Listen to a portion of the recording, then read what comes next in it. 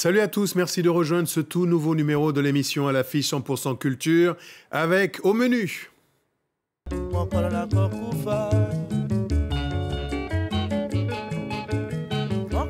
une rencontre avec Lilia Bongi, auteure et éditrice belge d'origine congolaise. Elle évoque Amsoria, un récit autobiographique en filigrane des indépendances africaines. Vous les rappeurs là, pourquoi vous parlez mal comme ça? Hein? C'est qui tu traites de bite là? Je parle politique, me dis politique. Le rappeur Smokey nous dévoile sa première pièce musicale, Le syndrome de la pintade, une satire politique cinglante des élites africaines.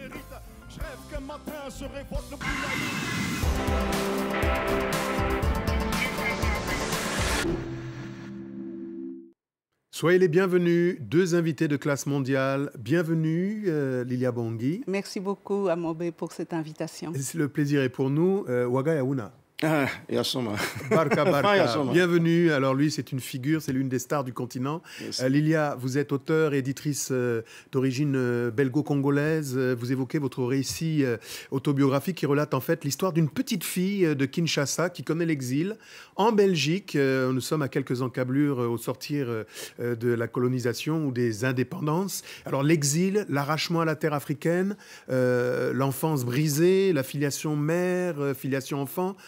Père, est-ce que c'est un peu l'histoire de nombreuses familles africaines qui ont implosé que vous évoquez à travers la vôtre?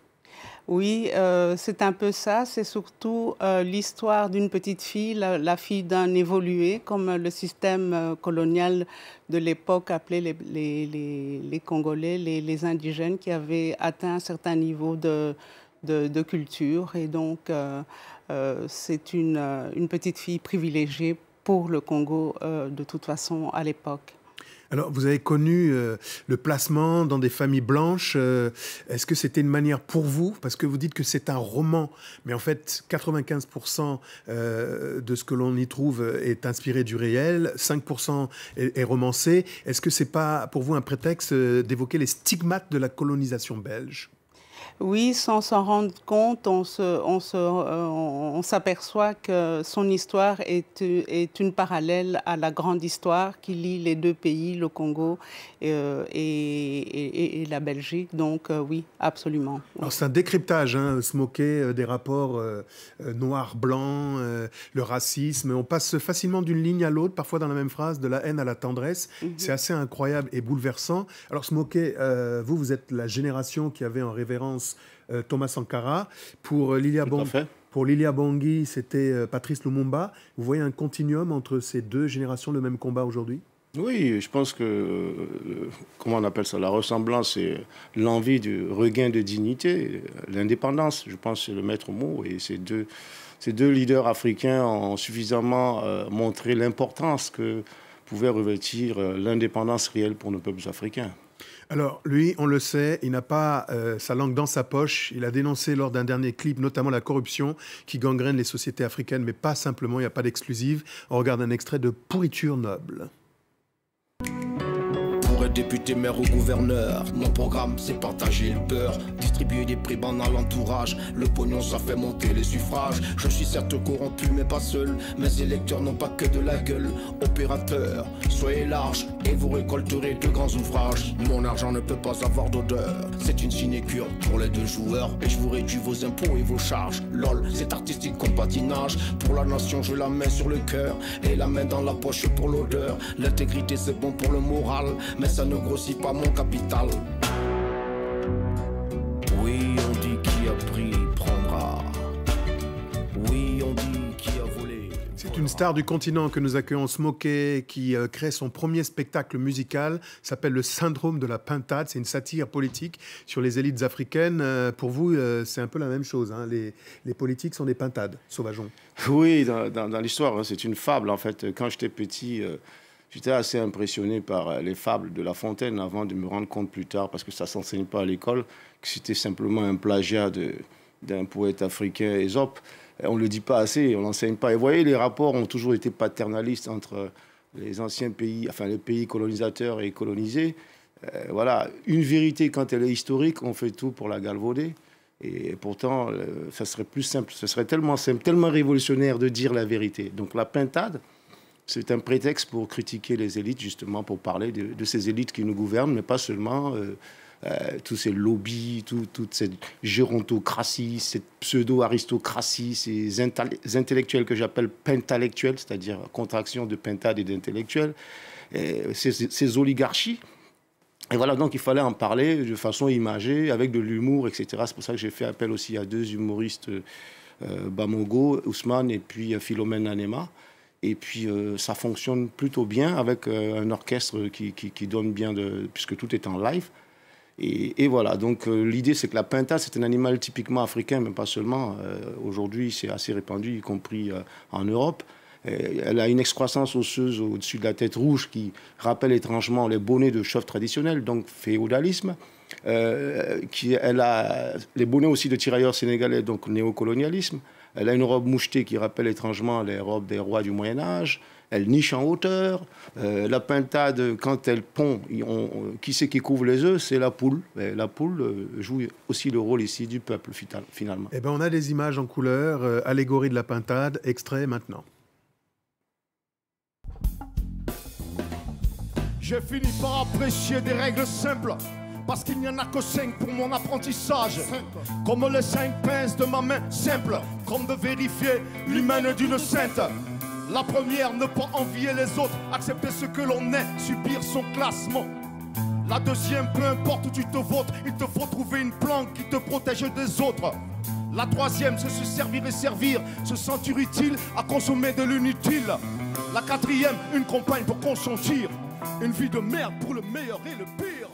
Première pièce à découvrir allègrement sur les scènes de France et de Navarre. Donc, première pièce de Smoké, de la musique. Il y en a aussi dans votre premier roman, Lilia, parce que Kinshasa, c'est la capitale mondiale de la musique africaine. L'une des capitales, on ne va pas énerver quelques autres.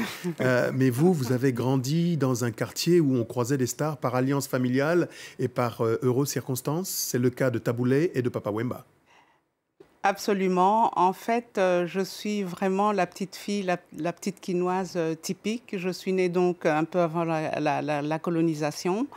Un tout petit peu avant celle-ci, je croise le chemin de Taboulé. En fait, à une certaine époque, c'est mon frère. Mon beau-frère, pardon, il a mis l'une de mes grandes sœurs enceinte et mon père a exigé le mariage.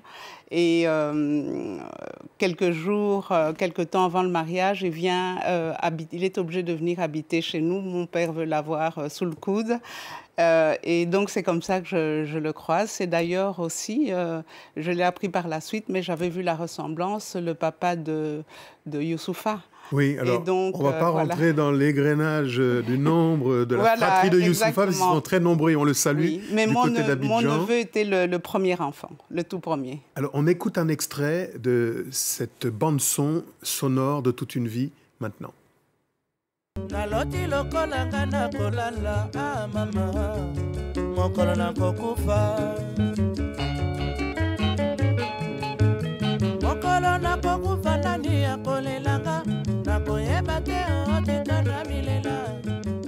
On salue Kinshasa, on salue le continent. On évoque à présent la saison Africa 2020, qui voit enfin le bout du tunnel après une période de déconfinement ou de confinement un peu, on va dire, schizophrène. Cap maintenant sur l'océan Indien, à Mayotte, où l'équipe de Casia Dance, sous la direction artistique de Jojo Kazadi, propose une semaine de trépidance à Petite Terre.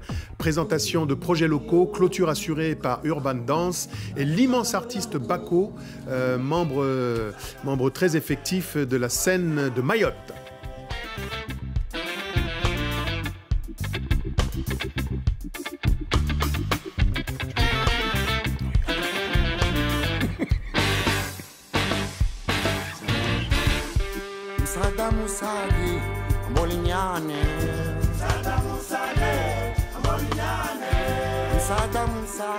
Les artistes vitrines de nos sociétés, nous accueillons aujourd'hui Smokey, qui est membre cofondateur du Ballet Citoyen, qui, on s'en souvient, a joué un rôle significatif au titre de la société civile dans l'histoire récente du Burkina.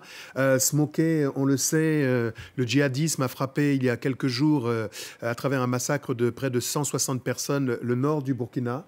On vous a vu arpenter les rues, aller à la rencontre de la jeunesse burkinabé. Qu'est-ce que vous avez envie de dire au peuple et à l'élite? Déjà, j'aimerais m'incliner à la mémoire de tous ces disparus, là, plus d'une centaine, 132, officiellement. Et puis j'ai envie de dire qu'effectivement, il faut qu'on ait des politiques qui sachent vraiment jouer un rôle, leur premier rôle, c'est-à-dire le rôle de protection. Donc mettre les gens qu'il faut, au-delà des chapelles individuelles politiques, à la place qu'il faut. Parce que ce peuple burkinabé la mérite plus que jamais de sentir qu'il y a un gouvernement qui travaille dans le sens de la sécurisation des populations. Voilà, ce n'est pas normal que depuis plusieurs années, on n'ait pas encore trouvé une solution radicale à ce scénario et obligé d'une certaine façon ces trois États-là, Mali, Niger, Burkina, à réellement collaborer en termes d'information, d'appui aux effectifs, etc. Bref. Le spectacle, vitrine de nos sociétés, le syndrome de la pintade, on pourra le voir sur scène. Oui, très bientôt.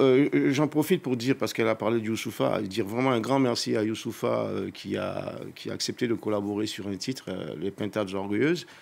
Et merci aussi au metteur en scène qui n'a pas ménagé de ses efforts, Serge-Aimé Koulibaly. Merci. Donc la pièce, c'est très bientôt à Ouaga et à Bobo. Et on repart après le Covid. Et peut-être à Bruxelles, auprès de vous, Lilia Bongui. Ou à Kinshasa. Merci d'avoir été des nôtres. C'est toujours trop court, Lilia. Au plaisir, Amsoria, premier roman autobiographique à découvrir. On se quitte avec la nouvelle génération, la coqueluche du moment. Il s'appelle Kaya Woto, du côté du Burkina Faso, en tandem avec le rappeur camerounais Ténor, fleuron de la nouvelle génération urbaine d'Afrique. Salut. Nam se menges écoutier, on passe à Wembley. On pas mal ligrin patik neriem dawa, ça on est patron. Soning fugu yi, nyati nerin yelga budum, kisa meti piliga nyoga, yelga toa wem fongo. Boko kantal te duna vi ma ya puru ya komlo. Nasara kisa kuima yal zimas ma korbudo. Tinyol gum rama katen kom ligri sa wen sodo. Pangse wende webri anemdo. Pour le maquillage m'dawa ankari lo nere bela bosse ligi ninga fo body na realize reva bela bosse me yitim boda yela wakati ninga na teste ligi panga mbasa mbeni komprime mamzuza botipula na satenga